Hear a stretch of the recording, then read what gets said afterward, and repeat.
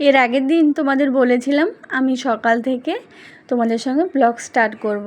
তবে সকাল থেকে করতে পারিনি, মামাম শোনা জানো সকাল থেকে একটু খ্যান খ্যান করছিল।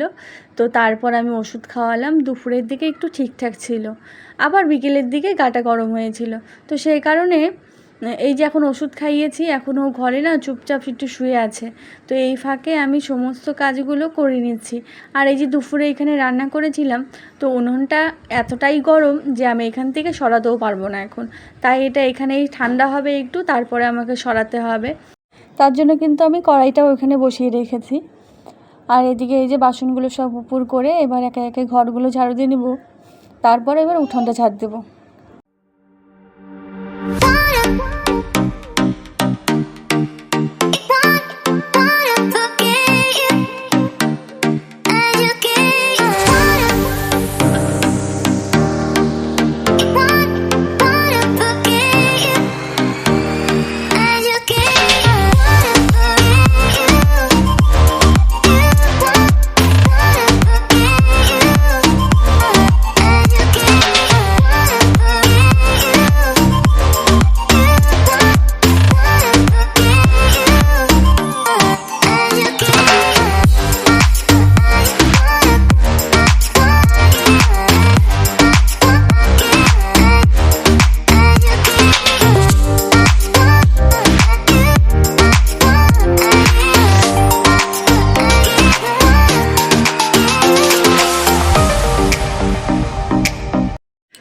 আর আমার উঠান ঝাড় দেওয়া কমপ্লিট হয়েছে। আর হাওয়ার কারণে এই বস্তাটা শুধু উড়ে উড়ে বারবার চলে যায়।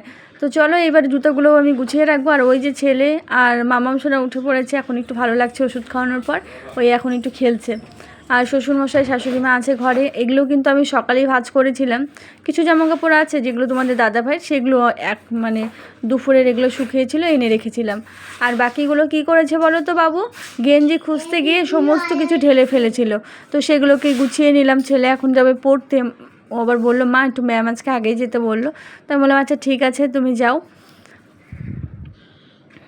এদিকে শাশুড়ি মা গেলেন শ্বশুরমশাইয়ের জন্য পাথরকুচির পাতা আনতে। তবে মামাম সোনা একটু বায়না করছিল যাওয়ার জন্য, কিন্তু ওই গাটা একটু গরম গরম, তো সে কারণে আর গিয়েও আবার ফিরে চলে আসলো, আর গেল না।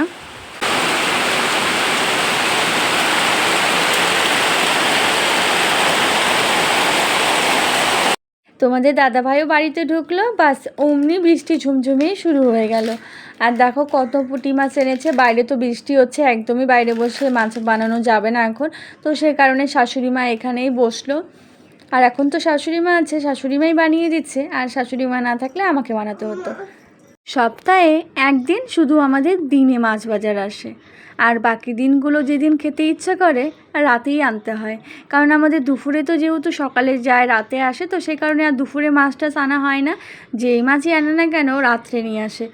তো এই যে মাছ নিয়ে এসেছে, আর বাইরে বৃষ্টি হচ্ছে। আমি শাশুড়ি মাকে বললাম এখানেই বসতে, আর বাইরে আর কোথায় বসবে বলো, দেখো কী পরিমাণে বৃষ্টি হচ্ছে। আর আমি তো এদিকে রান্না তো করেই রেখেছি হাফ, শুধু এখন ভাতটা করব।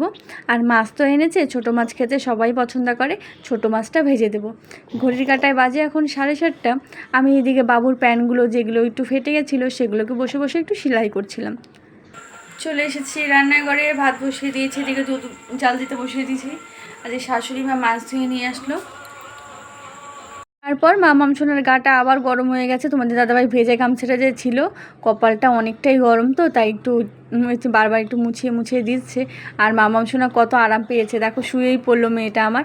আর এই যে দুই মা সঙ্গে তোমাদের দাদাভাই সময়গুলো বেশ ভালোই কাটাচ্ছে।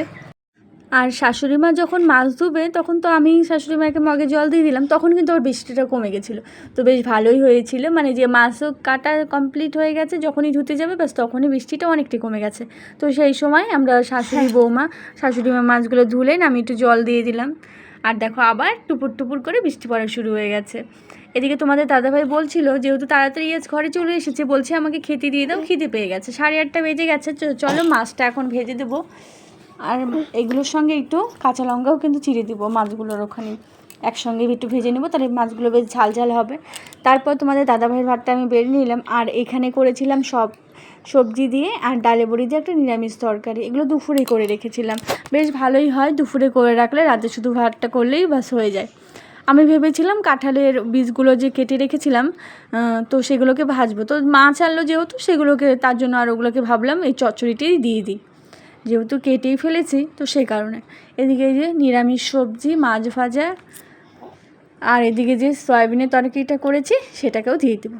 তো চলো আজকের ব্লগটা আর বেশি বড় করব না, এখানেই শেষ করব। সকলে ভালো থেকো, সুস্থ থেকো, আবারও পরের দিন দেখা হচ্ছে।